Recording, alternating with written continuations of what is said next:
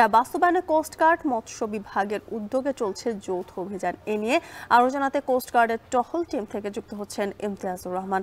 ইমতিয়াজ, যৌথ অভিযানে নিষেধাজ্ঞা ভঙ্গের দায়ে এখন পর্যন্ত কোনো জেলেকে জরিমানা বা আটক করা হয়েছে কিনা জানাবেন।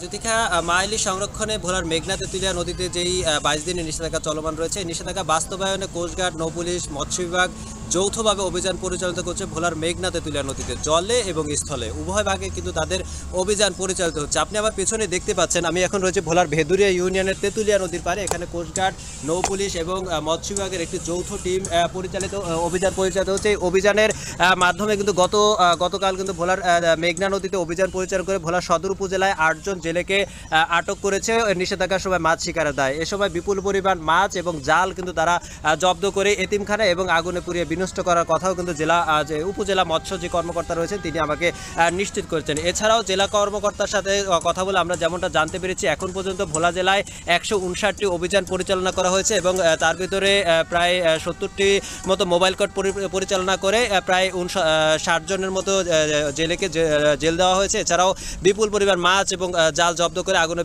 বিনষ্ট এবং জেল জরিমানার কথাও কিন্তু আমরা জানতে পেরেছি। আপনাকে আরেকটা বিষয় জানিয়ে রাখি, ভোলার মেঘনা নদী কিছুটা শান্ত থাকলেও ভোলা বরিশাল যে সীমান্তবর্তী তেঁতুলিয়া নদী রয়েছে সেখানে কিন্তু নির্বিচারে কিছু মৌসুমী জেলে রয়েছে, তারা অবিচারে মাছ শিকার করছে। কিন্তু এই মাছ শিকার করার কারণে যখন মৎস্য বিভাগ, ভোলা এবং কোস্টগার্ড, নৌপুলিশ যৌথ অভিযান পরিচালনা করে, এতে করে গত শনিবার কিন্তু জেলেরা আতর্কিতভাবে তাদের উপর হামলা চালায়। এতে করে মৎস্য কর্মকর্তা, এনডিসি সহ, এসিল্যান্ড সহ প্রায় 10 থেকে 12 জন সরকারি কর্মকর্তা কিন্তু আহত হয়েছে বলে কিন্তু আমরা জানতে পেরেছি। এই ঘটনায় পরপরই কিন্তু প্রশাসনের টনক নড়ে এবং এতে করে কোস্টগার্ড এবং নৌপুলিশের যৌথ অভিযানে কিন্তু ওই রাতেই প্রায় 30 জনের অধিক জেলেকে আটক করার চিত্র কিন্তু আমরা জানতে পেরেছি।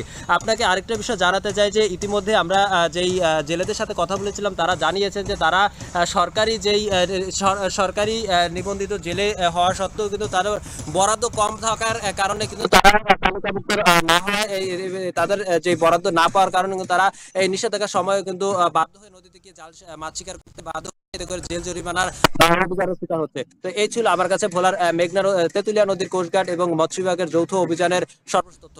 জ্যোতিকা, মাইলি সুরক্ষায় চলছে 22 দিনের নিষেধাজ্ঞা, সে খবর জানাচ্ছিলেন সহকর্মী ইমতিয়াজুর রহমান।